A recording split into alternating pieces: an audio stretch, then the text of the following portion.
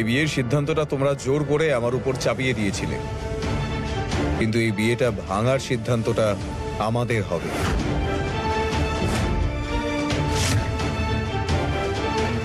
শুধু আমাদের।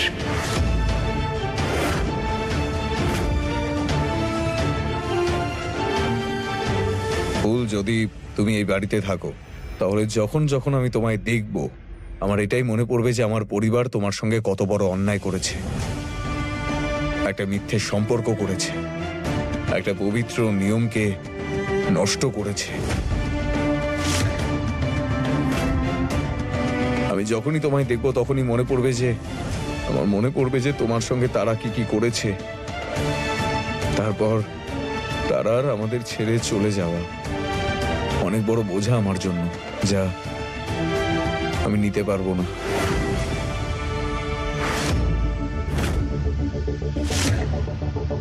আর আমি যদি বাঁচতে চাই তাহলে জীবনের একটা নতুন সূচনা করতে হবে।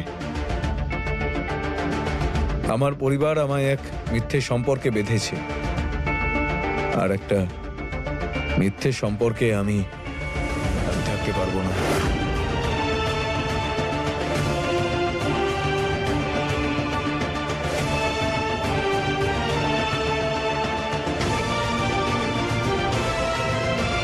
এই জন্যই ফুল, আমার পরিবার তোমার সঙ্গে যাই করুক না কেন তার জন্য আমি মন থেকে ক্ষমা চাইছি। আমায় ক্ষমা করে দাও।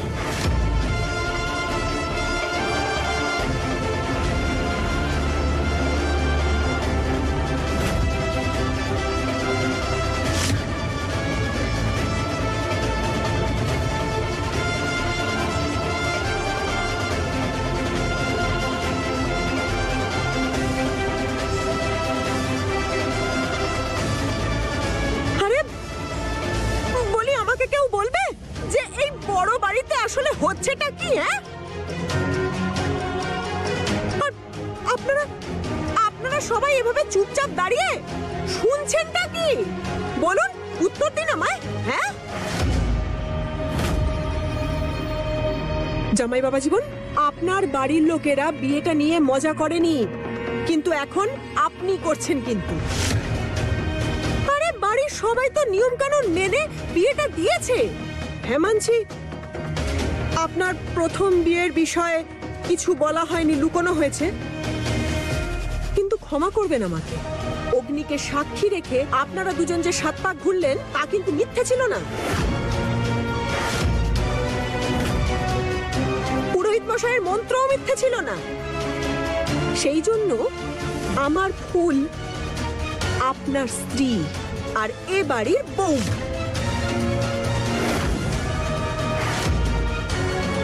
আর একটা কথা শুনে রাখুন, আপনি যদি এই বিয়েটা ভাঙার চেষ্টা করেন তাহলে এই রাম ভক্ত তো দূরের কথা, শ্রী রামচন্দ্রও আপনাকে ক্ষমা করবেন না।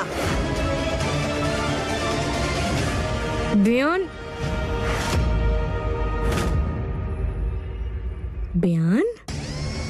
বুঝতে পারছি আপনার পরিস্থিতি, কিন্তু জীবনটা তো ওদের দুজনের, সিদ্ধান্ত ওদেরই হবে। আমরা তো ওদের দুজনের মাঝে কিছু বলতে পারি না। না, আরে বেয়ান, কি বলছেন আপনি? আমি মাঝে নাক গলাবো কেন? আরে আমি ফুলের মামিমা। যেমন আমার শ্রী রামচন্দ্র তার এই ভক্তের খেয়াল রাখেন, তেমনি আমি আমার ভাগ্নি। দেখুন আপনি, আরে শ্রী রামচন্দ্র, দেখছেন আপনারা সবাই দেখছেন তো? আপনি এখনো আমাকে আপনার বেয়ান মনে করেন, তাহলে সম্পর্কটা থাকতে দিন না। আপনাদের সবাইকে একটা সত্যি কথা বলবো, বিয়েটা কিন্তু কোনো মজার জিনিস নয় যে এলাম, বিয়ে করলাম, বরণ করে ঘরে তুললাম, আর যখন ইচ্ছে হলো তাকে আবার ছেড়ে দিলাম।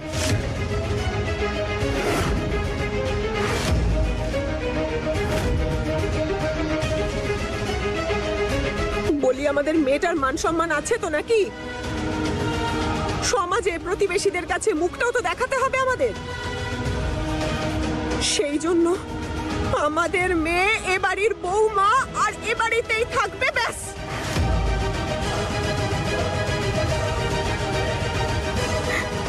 মামি শোনো না, তুমি তুমি আর কিচ্ছু বলো না। এই সিদ্ধান্ত শোভনবাবু নিয়েছেন, আর আমি এই সিদ্ধান্তকে সম্মান জানাবো।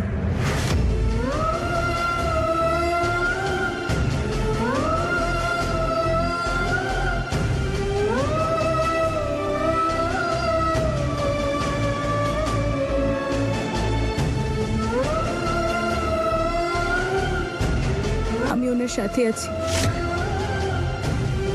ঠিক সেভাবেই যেভাবে ওনার আমার সিদ্ধান্তর সঙ্গে থাকার কথা ছিল।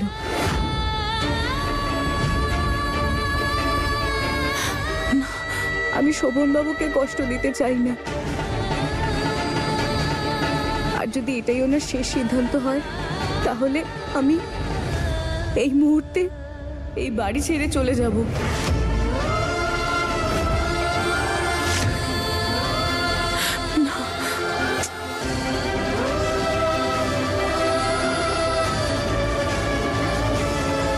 হ্যাঁ, এটাই আমার শেষ সিদ্ধান্ত।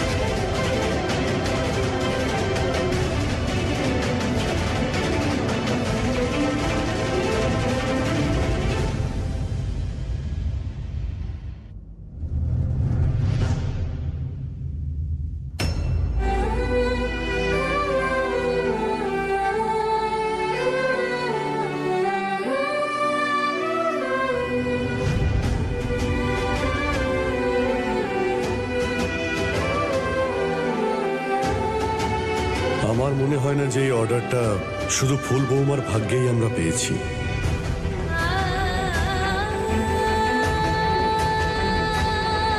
ওর পরিশ্রম আর প্রতিভাকেও স্বীকার করতেই হবে।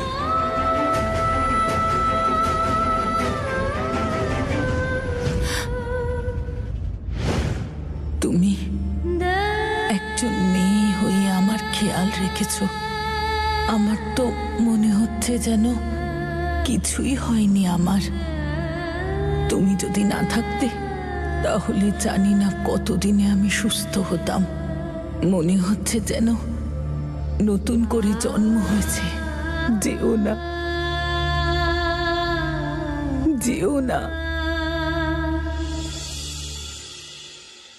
কাকিমণি যেও না, ফুল কাকিমণি প্লিজ যেও না।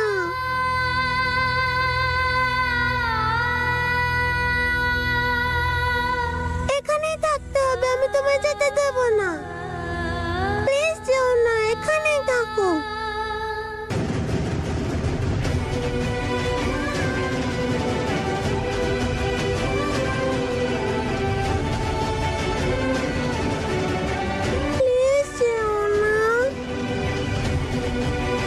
আমাকে যেতে হবে নয়না, কিন্তু যখনই তোমার হেঁচকি উঠবে তখন তুমি ধরে নিও যে আমি তোমার কথা মনে করছি। হ্যাঁ, আর আমার কাছে চলে এসো, কেমন?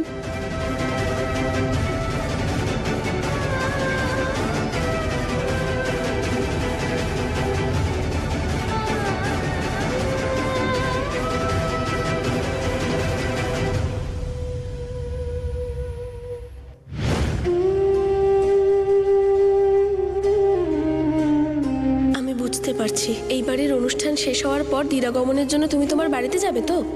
তখন তুমি এরকম মুখ করে যাবে বুঝি? যাবে না তো? তাহলে এবার একটু হাসো দেখি।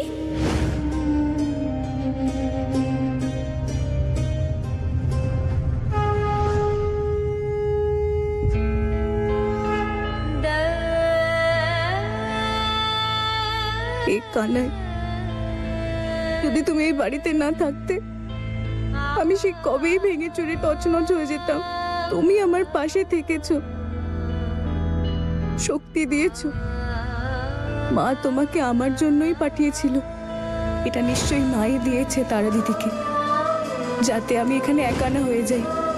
আজ আমি এই বাড়ি ছেড়ে চলে যাচ্ছি, কিন্তু তুমি আমার সঙ্গে ওখানে যাবে না, তুমি এখানেই থাকবে।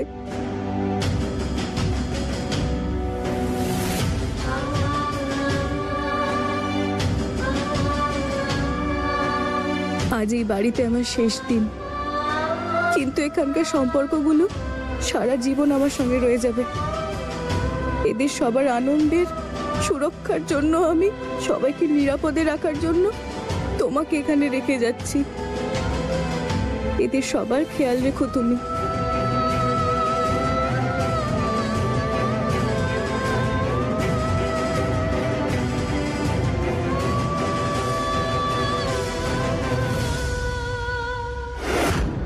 আমি এই বাড়ি থেকে বিদায় নিচ্ছি।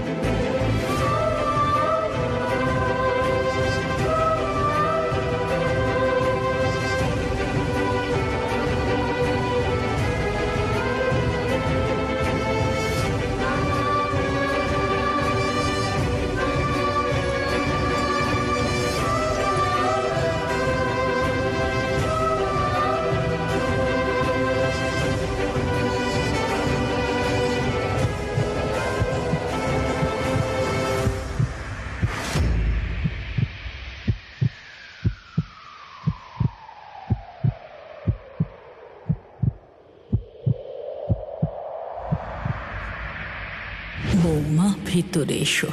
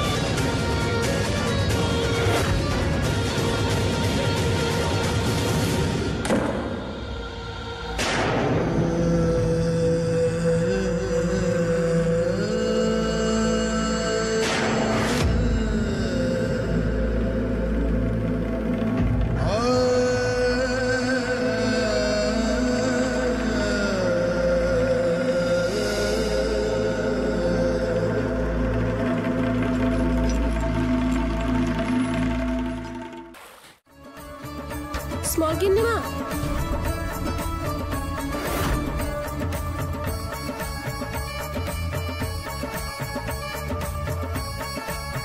স্মল গিন্নিমা মাথায় কোনো সমস্যা হয়েছে নাকি? স্মল গিন্নিমা, কি হয়েছে? আরে কি হলো? নো বিয়ে, নো গুড নিউজ। আপনি এরকম অদ্ভুত ভাবে নাচছেন কেন? স্মল গিন্নিমা, কি হয়েছে? আপনার শরীর ঠিক আছে তো? আচ্ছা, আপনি কি রোদের মধ্যে আজ তেঁতুল তলায় গিয়ে বসেছিলেন? আপনি জানেন তো যে তেঁতুল গাছে ভূত হ্যাঙ্গি? স্মল গিন্নিমা। আরে বোকা মেয়ে, আমার কিচ্ছু হয়নি। আমি তো শুধু এই বাড়ি থেকে ফুল চলে যাওয়ার খুশি উদযাপন করছি। আরে চন্দ্র, কি করব?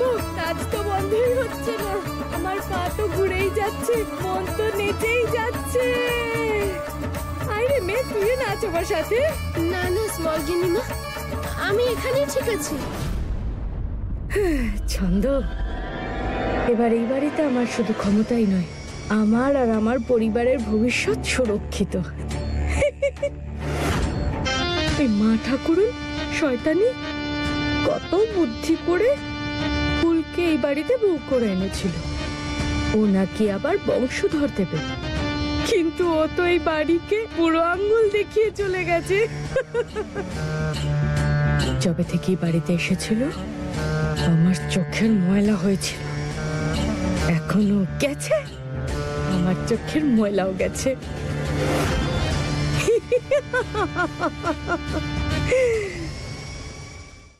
রামচন্দ্র তুমি বলো, এখনো পর্যন্ত প্যান্ডেলের লোকেরা পুরো টাকা পায়নি, আর এই কোণে শ্বশুর বাড়ি ছেড়ে দিয়ে বাপের বাড়িতে ফিরে এলেন। মেয়েকে দিয়েছিলাম, জিনিস দিইনি। যে তোর স্বামীর তোকে পছন্দ হলো না বলে জিনিস ভেবে ছুঁড়ে ফেলে দিল। বলি এই হ্যাঁ রে মেয়ে, এই তোর মাথায় কি গোবর রয়েছে নাকি? চলে এলি কেন? তুই দেখেছিলি তো যে তোর সামনেই সবার সামনে হাত জোড় করে কাকুতি মিনতি করে সমস্যার সমাধান সেখানেই করার চেষ্টা করছিলাম, তুই পারলি না? একটু চোখের জল যদি ফেলতিস, ওই বাড়িতেই এখন দাঁড়িয়ে থাকতিস তুই। আর একটু যদি হাপুস নালে কাঁদতিস, তাহলে বাবা জীবনের সাথে ওনার পড়ে থাকতিস। বহুদিন দয়া করে কথাগুলো বলো না। কিন্তু না, তোর মাথায় তো ভূত চেপে রয়েছে যে ওখানে থাকার জন্য তুই নিজের মুখ দিয়ে একটা কথাও বলবি না, আর কাউকে বলতেও দিবি না। দেখো রামচন্দ্র, তোমার এই ভক্তের মাথা থেকে নামানো বোঝা আবার মাথায় এসে বসলো। আরে এসব তুমি কি বলছো রানীর মা? বলার আগে একবার তো ভেবে দেখবে কি বলছো। তুমি নিজের মুখটা বন্ধ রাখো, তোমার তো ঘটে বুদ্ধিই নেই।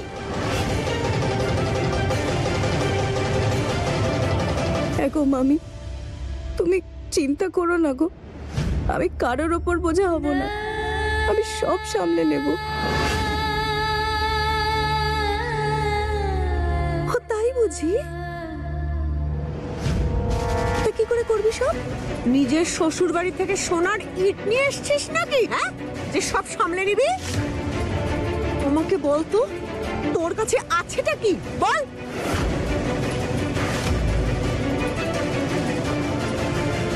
কি করে সামলাবো আমি এসব? এই লড়াইটা অনেক বড়, কিন্তু আমাকে এটা লড়তেই হবে।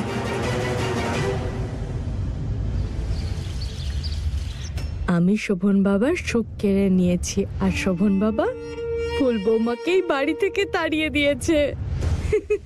আয় না আমার সাথে নাচ। না না না না না স্মল গিন্নিমা, আমি এখানেই ঠিক আছি। কেন? আমার সাথে নাচতে হলে তোর কি মান চলে যাবে রে? হ্যাঁ, না না স্মল গিন্নিমা, এইসব কি বলছেন আপনি? তাহলে কি আমার খুশিতে তুই খুশি হচ্ছিস না কেন? মুখ কেন ভার করে রেখেছিস? একটা চড় মারবো? সরি স্মল গিন্নিমা, কিন্তু ওই ফুল চলে যাওয়ার পর আপনার বাগানে তো খুশির ফুল আর ফুটবে না।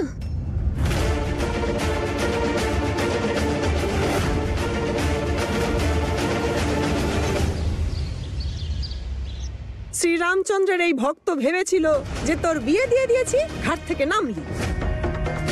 এখন থেকে একজনই রয়েছে এ বাড়িতে যে বসে বসে অন্ন ধ্বংস করবে। কিন্তু না, তোর নাম তো ফুল। হ্যাঁ, এভাবে ডাব ডাব করে তাকিয়ে চলে এলি। ভালো বাড়িতে বিয়ে দিলাম তোর, কিন্তু না, বসে বসে অন্ন ধ্বংস করতে চলে এলো আমাদের বাড়িতে।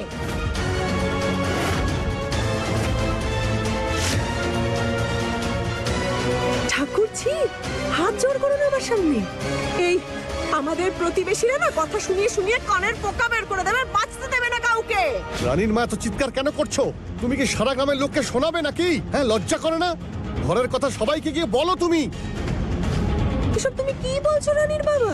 হ্যাঁ, যদি এই রাম ভক্ত চেঁচিয়ে না কথা বলে, তাহলে কি প্রতিবেশীরা জানতে পারবে না যে ইনি ঠিকানা না থাকা চিঠির মতো যে পাঠিয়েছিল তার কাছে ফেরত চলে এসছে? বিয়ে না হওয়া বিধবার কলঙ্ক তো মাথাতে আগে থেকেই ছিল, আর এখন বড় বাড়ি থেকে তাড়িয়ে দেওয়া বৌমার কলঙ্ক মাথায় নিয়ে চলে এলো এই বাড়িতে।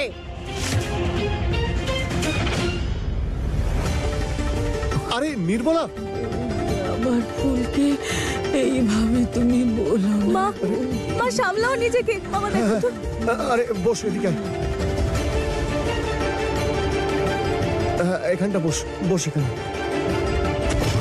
আরে এসব কি করছো তুমি রানীর মা? মাথা খারাপ হয়ে গেছে? মাথায় গোবর পড়ে রয়েছে। মা, তুমি ঠিক আছো? রানীর মা, শুনে রাখতে,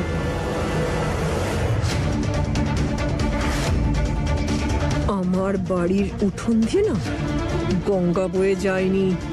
এই যে জল সরকার আমাদের দিচ্ছে, তার জন্য টাকাও নেয়। কিন্তু আমাকে তুই এটা বল যে আমাদের বাড়িতে বসে বসে কতদিন অন্ন ধ্বংস করার প্ল্যান আছে?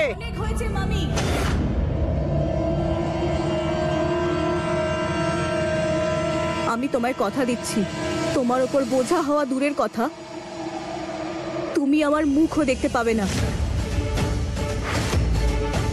তুমি শুধু আমাকে একটা মাসের সময় দাও, আমি মাকে নিয়ে 1 মাস পর এখান থেকে চলে যাব।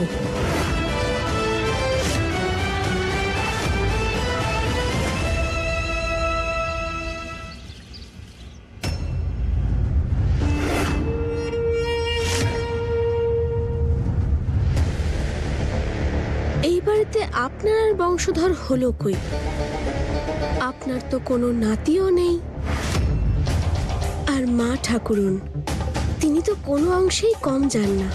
এই কথাটা তো আপনি খুব ভালো করেই জানেন। ওনার না শুধুমাত্র এই বাড়ির বংশধর দরকার, এবার সেটা ফুলের হোক বা অন্য কারোর। আর উনি যদি ফুলের চলে যাওয়ার খবর শুনে এই বাড়িতে আবার ফিরে আসে, তখন